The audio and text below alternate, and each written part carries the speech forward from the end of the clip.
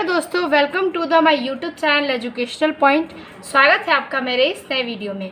आज मैं लेके आई हूँ क्लास 12 का इंग्लिश ग्रामर से फिगर ऑफ स्पीच, जिसे हम हिंदी में अलंकार कहते हैं। तो यूपी बोर्ड के बच्चे बहुत ध्यान से इसे देखेंगे। क्लास 12 का बहुत ही इम्पॉर्टेंट टॉपिक ये है और अलंकार यानी कि फिगर ऑफ स्पीच हर साल बोर्ड में पूछे जाते हैं। तो आज हम जानेंगे कि अलंकार जो हैं वो कितने प्रकार के होते हैं और उसके साथ साथ हम उसके एग्जाम्पल को भी आपको समझाएंगे। सबसे पहले हम ये जानेंगे कि अलंकार है क्या। तो चलिए जानते हैं। इसको हिंदी में अलंकार कहते हैं, यानी कि फिगर ऑफ स्पीच को हम हिंदी में अलंकार कहते हैं। अलंकारों का प्रयोग भाव प्रकाशन की शोभा बढ़ाने के लिए किया जाता है। ठीक है, अलंकार जो होता है वो किसी भी जैसे कि हम कोई भाषा बोलते हैं, कुछ लाइन बोलते हैं, तो उसके भाव प्रकाशन व शोभा को बढ़ाने के लिए हम अलंकार का यूज़ करते हैं। जिस प्रकार आभूषण स्त्री की शोभा बढ़ाती है, उसी प्रकार जैसे कि स्त्री जो होती हैं, अगर वो आभूषण पहन लें अच्छे तो उनकी क्या हो जाती है, शोभा बढ़ जाती है। ठीक उसी प्रकार भाषा में सरलता, नवीनता, माधुर्य एवं सौंदर्य के लिए अलंकार का प्रयोग किया जाता है। यानी कि जो हमारे शब्द होते हैं, उन शब्दों को हमें माधुर्य, नवीनता के साथ प्रयोग करने के लिए हम क्या करते हैं, अलंकार का प्रयोग करते हैं। ठीक है, अगला लाइन है इसका। विभिन्न विद्वानों ने अलंकार की परिभाषा विभिन्न प्रकार से दी है। जो विभिन्न विद्वान हैं उनकी उनका जो परिभाषा देने का योग है वो व्यक्त करके बताए गए हैं। तो आइए देखते हैं कि वैज्ञानिकों ने क्या बताया है इस अलंकार के बारे में।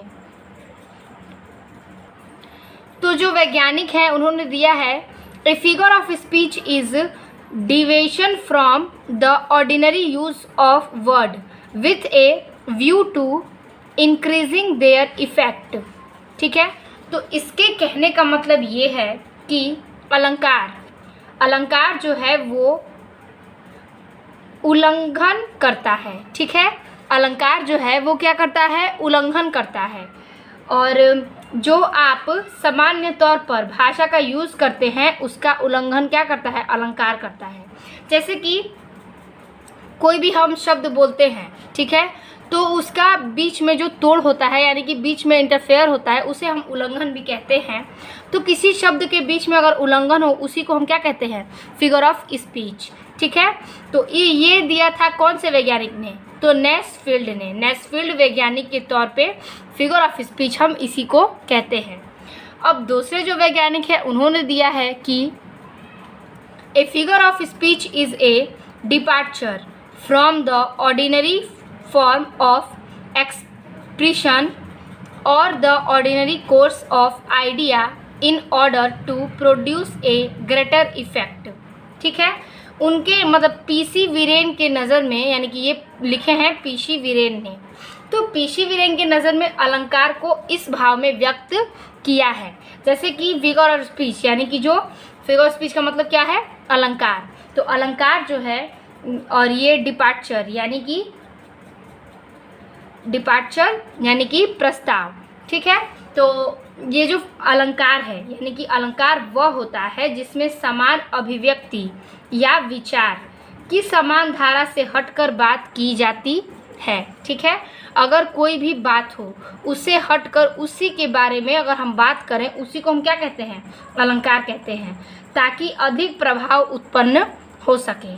अगर हम उससे हटकर बात करेंगे तो उस शब्द पे भारी बात छिड़ जाएगी, उसी को हम क्या कहते हैं, कि अलंकार कहते हैं। इसका सिंपल सा अर्थ है कि अलंकार वह होता है जिसमें समान अभिव्यक्ति या विचार की सामान्य धारा से हटकर बात की जाती है ताकि अधिक प्रभाव उत्पन्न हो सके।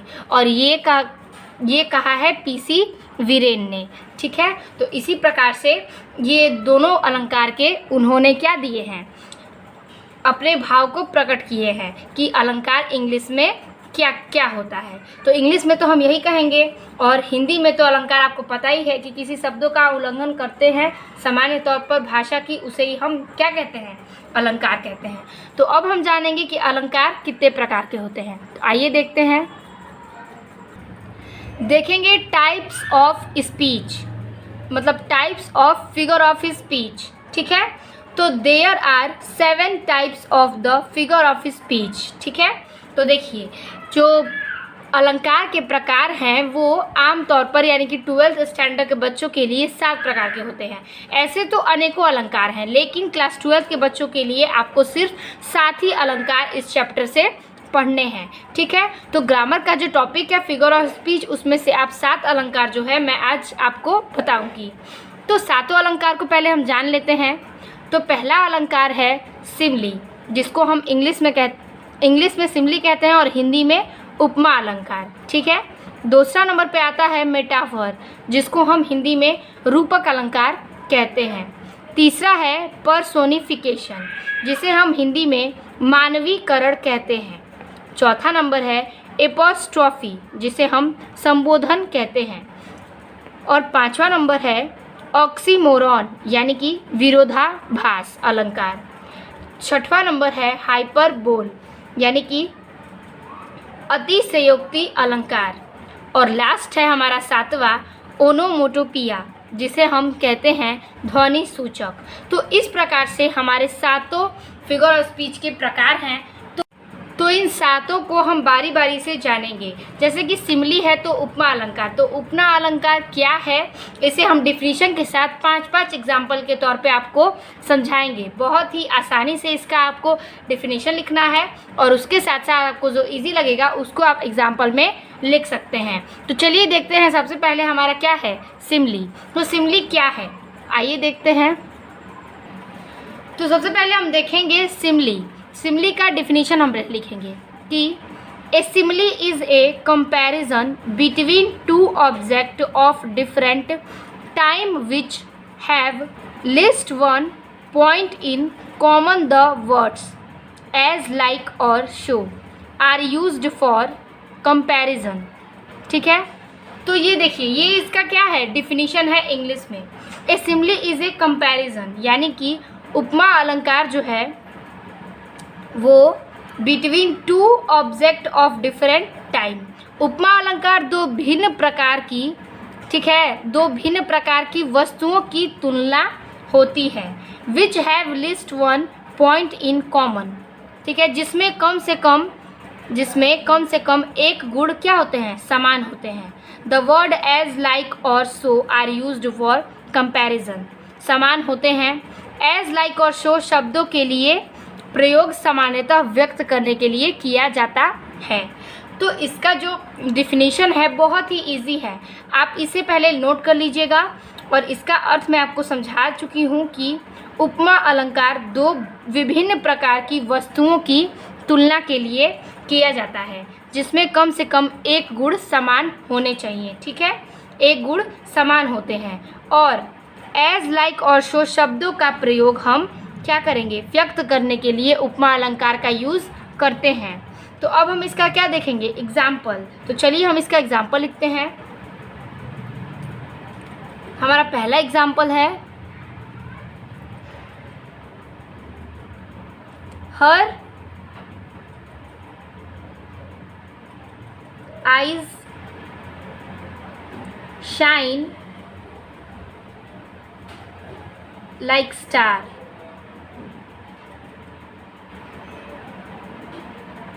देखिए इसमें क्या बोला है कि her eyes shine like star. इसमें क्या यूज़ हुआ हमारा लाइक का, जो कि यहाँ पे लाइक दे चुका है तो हमने यूज़ किया इसमें क्या लाइक का। सिमली की यही पहचान है कि हमें क्या करना है एज लाइक और सो का यूज़ करके दिखाना है हर एक एग्जाम्पल में। तो her eyes shine like stars, इसका हिंदी होता है कि उसकी आंखें सितारों की तरह चमकती हैं। क्या होती है कि उसकी आंखें सितारों की तरह चमकती हैं। तो देखिए यहाँ पे क्या हुआ, यहाँ पे जो है एक ही व्यक्ति को यानी कि उसकी आंखों को 2 शब्दों के साथ क्या किया गया है सामान्य रूप से मिलाया गया है। यानी कि पसंद करना, उसकी आंखों को वो चमकती भी हैं और क्या करती हैं सितारों की तरह, मतलब सितारों की तरह वो चमकती हैं। तो ये हमारा पहला एग्जाम्पल हुआ। अब अपना हम दूसरा एग्जाम्पल देखेंगे। दूसरा एग्जाम्पल है हमारा,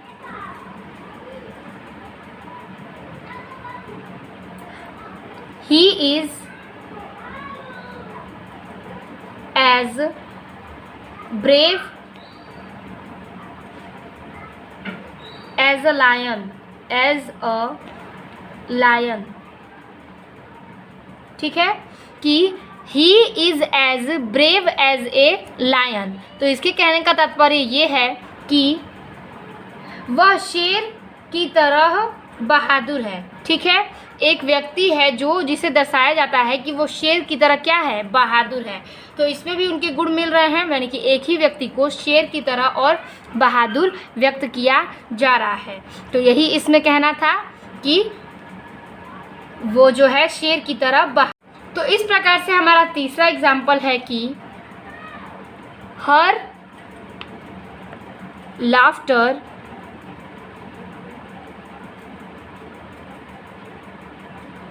इज लाइक म्यूजिक।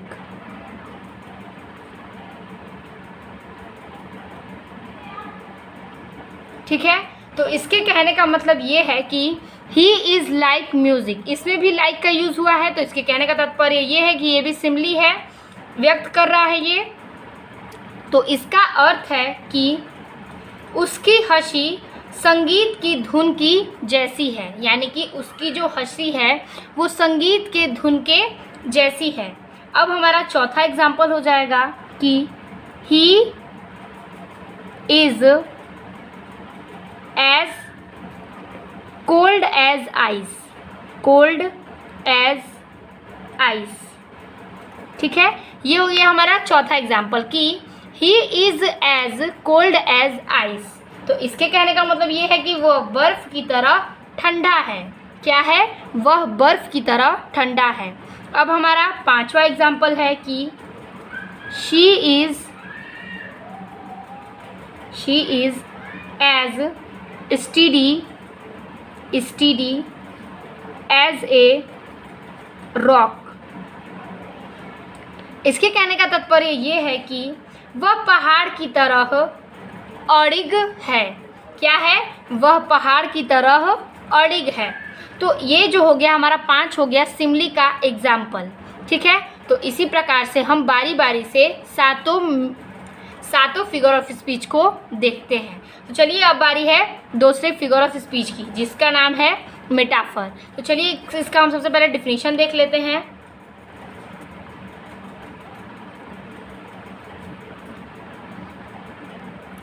तो अगर क्वेश्चन पूछेगा व्हाट इज मेटाफर, तो भी आप इसको लिख सकते हैं। तो मेटाफर का एग्जाम्पल ज़्यादा पूछे जाते हैं, यानी कि ये बहुत ही इम्पॉर्टेंट है सिमिली और मेटाफर। तो डिफिनीशन क्या हम देंगे मेटाफर का, तो देखिए, a metaphor is an implied simile. ठीक है, it does not like simile state that one thing is like another or acts as another but takes for granted as if he two things were one. ठीक है, तो इसका अर्थ होता है कि जैसे कि मान लीजिए ये मेटाफर का सबसे इजी डिफिनीशन है। तो ये metaphor is an implied simile, यानी कि रूपक एक प्रकार की लुप्त या छिपी हुई सिमिली है। यानी कि मेटाफर को हम क्या कहते हैं, रूपक, और क्या कहते हैं सिमिली को, उपमा। तो रूपक जो है एक उपमा की तरह, मतलब लिप्त छुपी हुई उपमा की तरह एक अलंकार है। ठीक है, it does not like simile. ठीक है, यह सिमिली की तरह यह नहीं बताती है कि state that one thing is like another और एक्ट एज अनदर, मतलब कि वह सिमिली की तरह यह नहीं बताती है कि एक वस्तु दूसरे वस्तु की भांति है।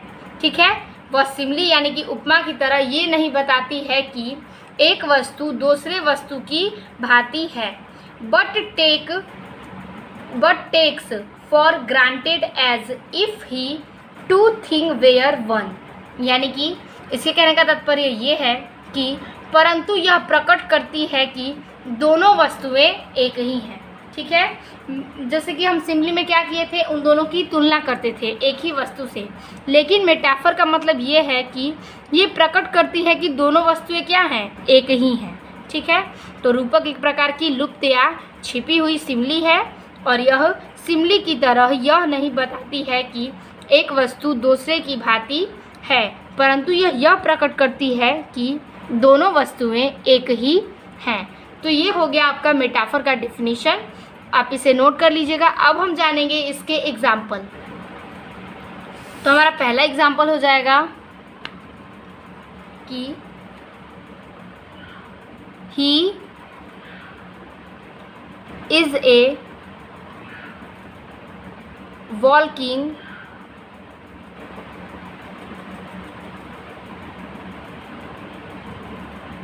डिक्शनरी।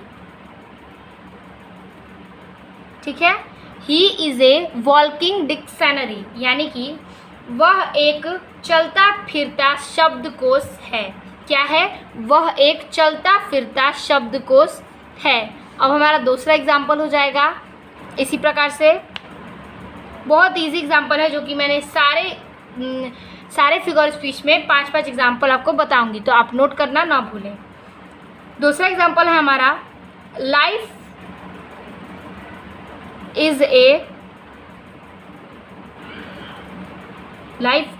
जर्नी, यानी कि जीवन क्या है, एक सफ़र है। जीवन एक सफ़र है। अब हमारा तीसरा एग्जाम्पल है, तीसरा एग्जाम्पल हम लिख लेते हैं कि time is money. Time is money, ठीक है, यानी कि समय क्या है, पैसा है। समय पैसा है। हमारा चौथा एग्जाम्पल हो जाएगा, शी इज ए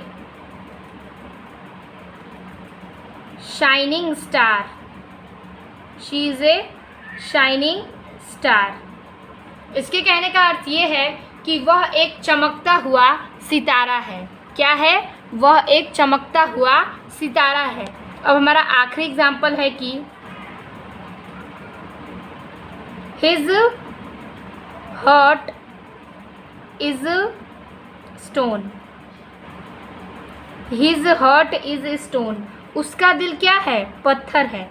उसका दिल पत्थर है। तो ये पांचों एग्जाम्पल जो हैं, आप कोई भी इसमें से लिख सकते हैं। एग्जाम्पल हमेशा पूछता है बोर्ड के एग्ज़ाम में, तो मेटाफर और सिमिली बहुत ही इम्पॉर्टेंट थे, तो आप इसे नोट करना ना भूलें। आई होप आपको समझ में आ रहा होगा। अब हमारा तीसरा है पर्सोनिफिकेशन। तो आइए देखते हैं। पर्सोनिफिकेशन का मतलब होता है मानवीयकरण। तो सबसे पहले हम इसका एग्जाम्पल जानेंगे, तो इसका मतलब डिफिनीशन जानेंगे।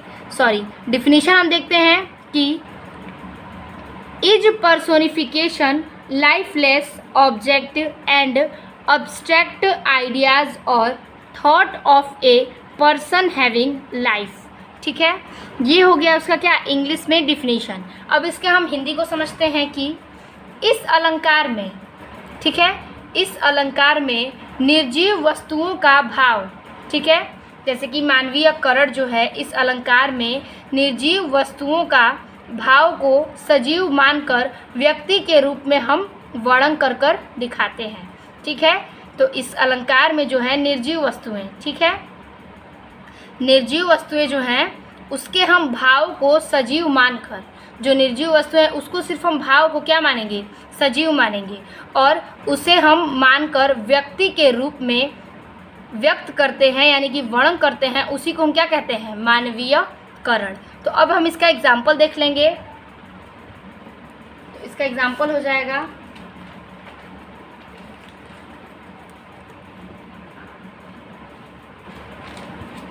पहला एग्जाम्पल है इसका, the wind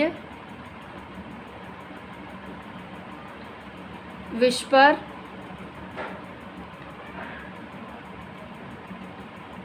whispered thought the trees। trees. The wind whispered through the trees. यानी कि हवा ने फुसफुसाकर पेड़ों से बातें की. क्या की? हवा ने फुसफुसाकर पेड़ों से बातें की. तो निर्जीव चीज़ों को हमने क्या माना, मतलब कि सजीव मानकर व्यक्ति के रूप में वर्णन किया. तो यही इसका एग्जाम्पल है. अब हमारा दूसरा एग्जाम्पल है कि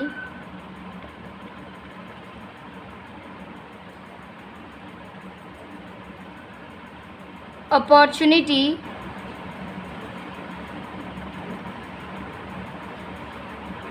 knock at the door but once.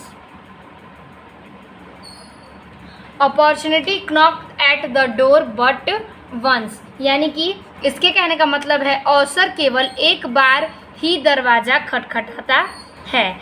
तो अवसर क्या है, यानी कि अपॉर्चुनिटी मतलब अवसर, अवसर केवल एक ही बार दरवाज़ा खटखटाता है. ये कहावत आपने सुना ही होगा. तो ये हम मानवीय करण के एग्जाम्पल में लिख सकते हैं. हमारा तीसरा एग्जाम्पल हो जाएगा कि the sun smiled down on us. ठीक है, the sun smiled down on us. सूर्य मुस्कुरा रहा था. क्या हो रहा था? सूर्य मुस्कुरा रहा था. हमारा चौथा एग्जाम्पल है द मूनलाइट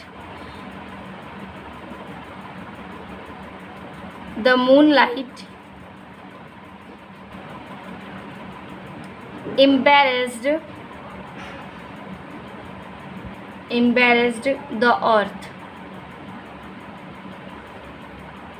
earth. यानी कि चांदनी रात ने धरती को गले लगाया. क्या किया? चांदनी रात ने धरती को गले लगाया. ये इसका एग्जाम्पल था. अब हमारा पांचवा और आखिरी एग्जाम्पल है कि the rain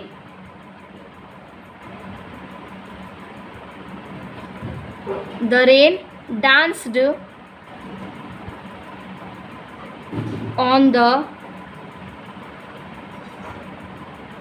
rooftop. The rain danced on the rooftop. ठीक है, तो इसके कहने का मतलब ये है कि बारिश ने छत पर नाचना शुरू कर दिया. क्या किया? बारिश ने छत पर नाचना शुरू कर दिया. तो ये भी क्या है, मानवीय करण में बदल कर दिखा रहा है कि बारिश है तो वो छत पर कैसे नाच सकती है. तो मानवीय करण को इसी प्रकार से आप पांचों एग्जाम्पल में से कोई भी एग्जाम्पल लिख सकते हैं जो आपको इजी लगे. अब हमारा चौथा है एपस्ट्रॉफी. यानी कि संबोधन. तो अब इसे हम जानते हैं कि संबोधन क्या है. एपस्ट्रॉफी का मतलब होता है क्या? संबोधन. इसके पहले हम डिफिनीशन को देख लेते हैं कि an apostrophe is a direct address to the dead, to the absent or to a personified object or ideas. ठीक है, तो इसके कहने का मतलब ये है कि एपस्ट्रॉफी मीन्स क्या है कि संबोधन. तो संबोधन वह अलंकार है जिसमें क्या है, मृत अनुपस्थित होते हैं. क्या होते हैं? मृत जो होते हैं अनुपस्थित होते हैं या मानवीयकरण किए हुए, यानी कि पर्सोनिफाइड मतलब मानवीयकरण किए हुए पदार्थ या विचार को संबोधित करता है. इसी को हम क्या कहते हैं? संबोधन. यानी कि जैसे कि संबोधन जो है वो डायरेक्ट क्या करता है, मृत को अनुपस्थिति में कर मानवीयकरण किए जाते हैं और इस पदार्थ या विचार को हम क्या कहते हैं? संबोधन कहते हैं. तो इस प्रकार से हम इसका एग्जाम्पल देख लेते हैं. इसका एग्जाम्पल हो जाएगा पहला,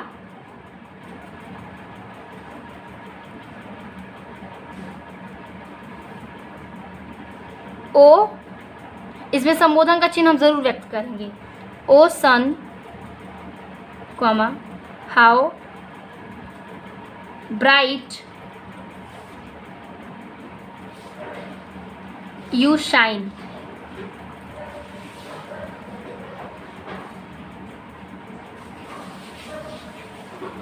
ठीक है, ओ सन हाउ ब्राइट यू शाइन। तो इसके कहने का मतलब ये है कि ओ सूरज तुम कितने तेजस्वी हो। ओ सूरज तुम कितने तेजस्वी हो। तो इसी प्रकार से हम किसी भी चीज़ को व्यक्त करते हैं तो उसमें हम क्या करेंगे, संबोधन का चिन्ह लगाएंगे। ठीक है, और इसी को हम क्या कहेंगे, एपस्ट्रॉफी। हमारा दूसरा एग्जाम्पल है कि इन्वर्टेड कॉमा में O love comma how sweet you are. How sweet you are. तो इसके कहने का मतलब ये है कि हे प्यार तुम कितने मधुर हो, यानी कि हे प्यार जो है वो क्या है, कितना मधुर है। तो इसी प्रकार से हम किसी भी चीज़ को व्यक्त करेंगे। हमारा तीसरा एग्जाम्पल हो जाएगा कि ओ डेथ कॉमा हाउ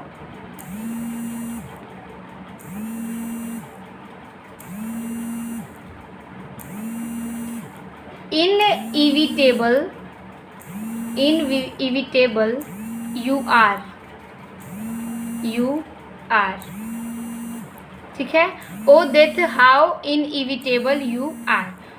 ओ मौत तुम कितनी अटल हो। ओ मौत तुम कितनी अटल हो। अब हमारा चौथा एग्जाम्पल है, अगर हम किसी भी एग्जाम्पल का अर्थ जानने लगे तो हम इसे खुद से भी अपना एग्जाम्पल बना सकते हैं। हमारा चौथा नंबर है कि O nature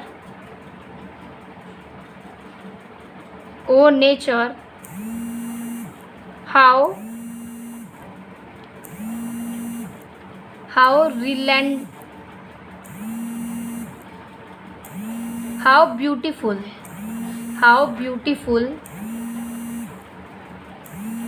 you are।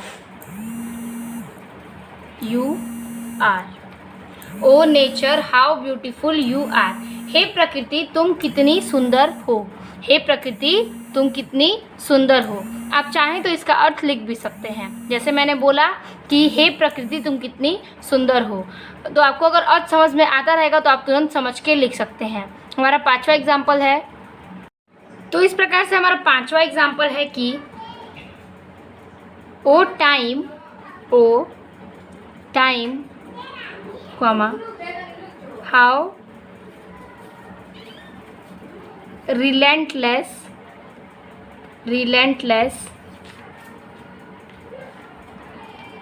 you are।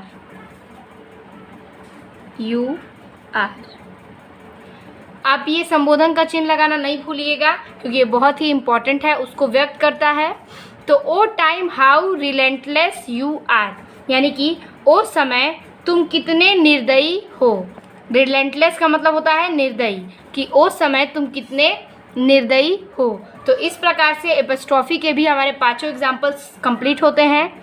अब हम देखेंगे अपना पांचवा नंबर, यानी कि ऑक्सीमोरान, यानी कि विरोधाभास। तो चलिए जानते हैं कि ऑक्सीमोरान का डिफिनीशन क्या होता है। तो इसका डिफिनीशन है कि in this figure of speech two opposite qualities are added to the same things, यानी कि in this figure of speech, यानी कि ये जो अलंकार है, ठीक है, इस अलंकार में टू अपोजिट क्वालिटीज, मतलब कि इस अलंकार में एक ही वस्तु में are added to the same thing, ठीक है, इस अलंकार में एक ही वस्तु में दो परस्पर, यानी कि दो परस्पर विरोधी गुणों को दिखाया जाता है। यानी कि विरोधाभास तो पहले ही व्यक्त कर रहा है, तो इस अलंकार में यानी कि फिगर ऑफ स्पीच में एक ही वस्तु में दो परस्पर विरोधी गुणों को हम व्यक्त करके दिखाते हैं, उसी को हम विरोधाभास अलंकार कहते हैं। तो चलिए इसका हम क्या देख लेते हैं एग्जाम्पल। तो इसके एग्जाम्पल को हम जानते हैं। तो इसका पहला एग्जाम्पल है आपका, इसका पहला एग्जाम्पल है कि life is bitter sweet. Life is bitter sweet यानी कि जीवन कड़वा मीठा है। ठीक है, तो इसमें विरोधाभास शब्दों का होता ही है, तो क्या है, जीवन एक कड़वा मीठा है। हमारा दूसरा एग्जाम्पल है loyal opposition. Opposition, loyal opposition का मतलब होता है कि वफादार विपक्ष। जो आदमी है वो क्या है, वफादार विपक्ष है। तीसरा एग्जाम्पल है हमारा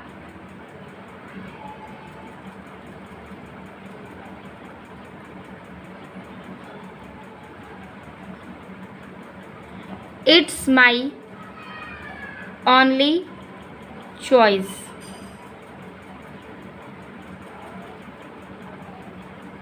मेरे पास एकमात्र विकल्प है। इसका अर्थ होगा कि मेरे पास एकमात्र विकल्प है। ठीक है, हमारा चौथा एग्जाम्पल हो जाएगा कि she was feeling sweet pen.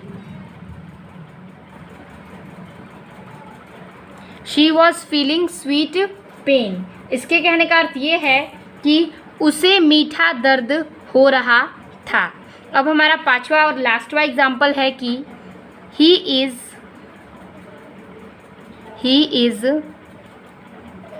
Regularly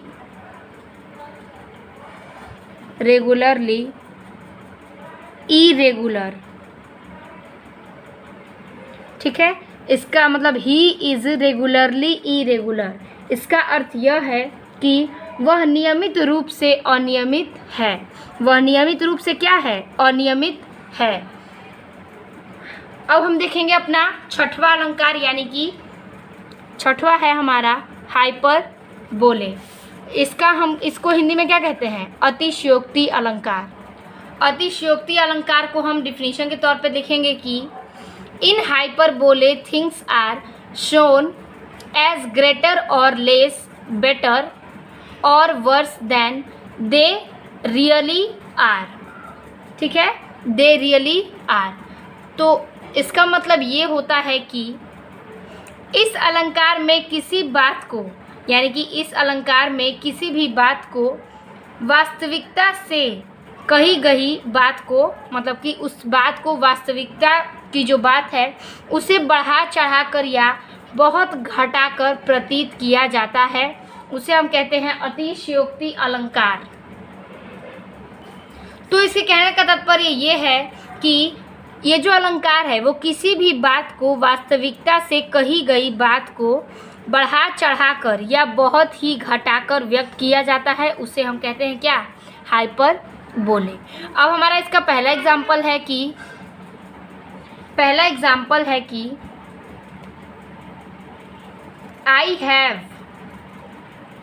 I have told you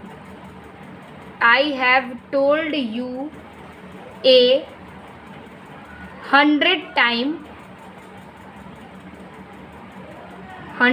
times to clean your room.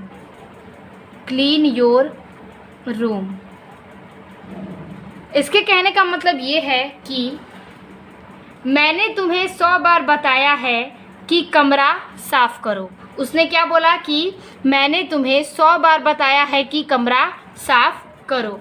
तो ये क्या है, कमरा ही साफ करना है, तो बोल रहा है 100 बार बताया है। तो ये क्या हुआ, इस शब्द को बढ़ा चढ़ाकर बोला गया है, तो इसे ही हम क्या कहेंगे, हाइपरबोले। अब हमारा दूसरा एग्जाम्पल है इसका कि दूसरा एग्जाम्पल हम लिखेंगे his backpack weighs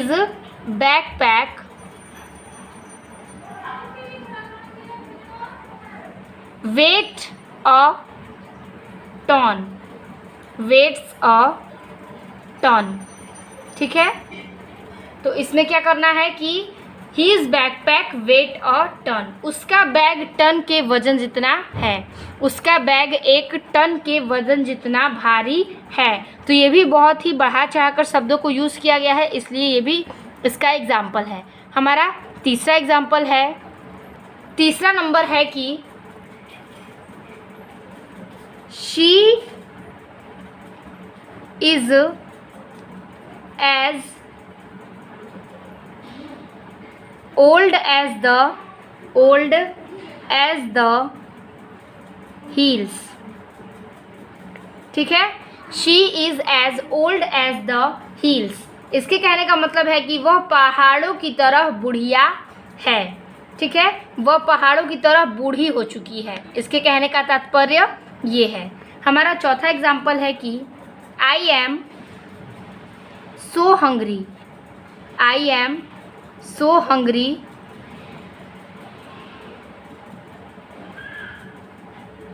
I could eat a horse, eat a horse।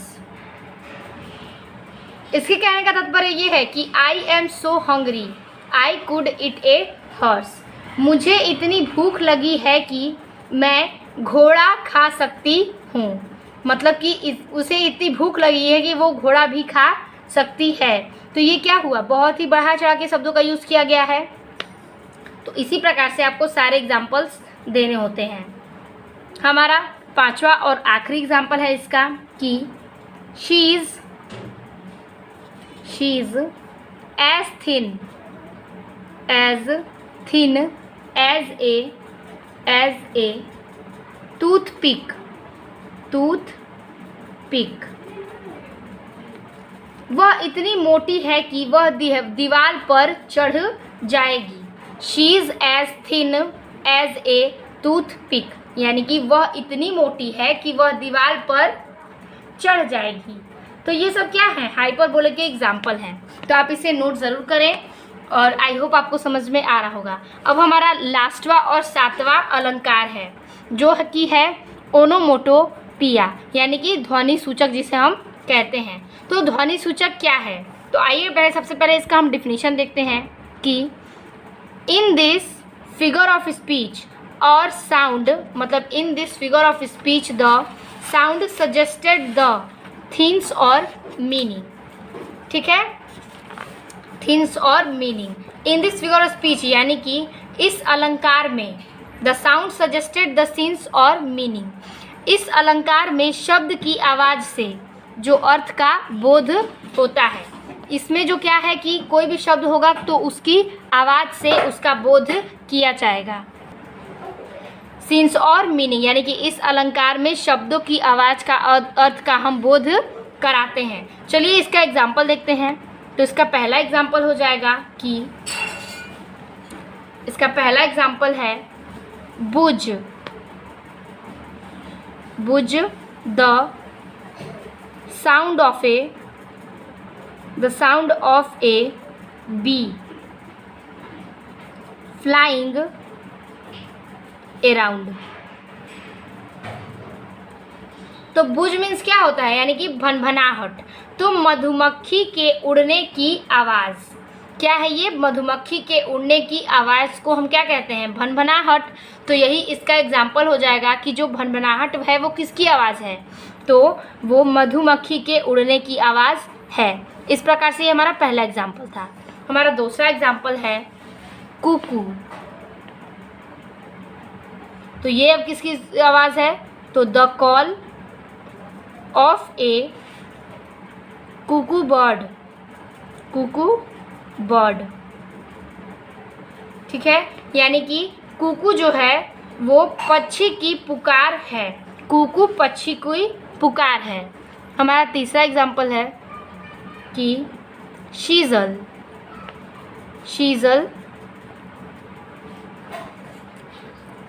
The sound of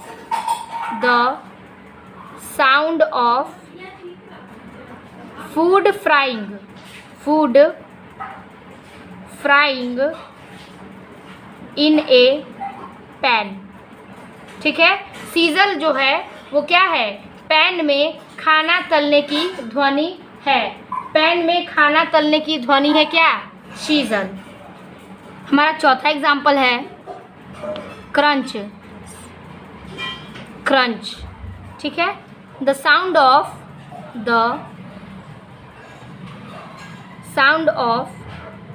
beating into a crispy apple,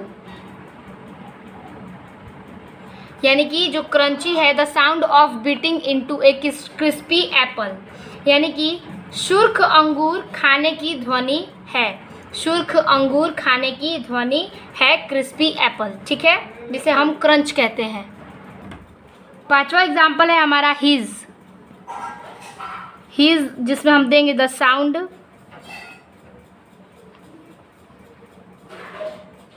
A snack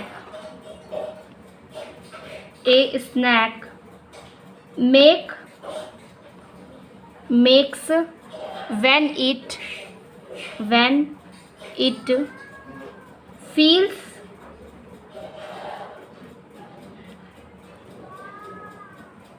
threatened,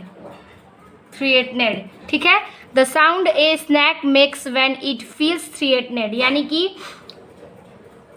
फफहारर, यानी कि एक सांप की ध्वनि जब वह खतरे से महसूस करता है। जब वह खतरे में महसूस करता है तब वह ऐसी आवाज़ों को निकालता है। तो इसी को हम कहेंगे क्या? ध्वनि सूचक। तो इस प्रकार से हमारा फिगर ऑफ स्पीच यानी कि सातों अलंकार समाप्त होता है। आई होप आपको समझ में आ गया होगा। अगर वीडियो अच्छी लगी हो तो लाइक, कमेंट और शेयर आप ज़रूर करें। मिलते हैं आपसे अगले वीडियो में, तब तक के लिए धन्यवाद।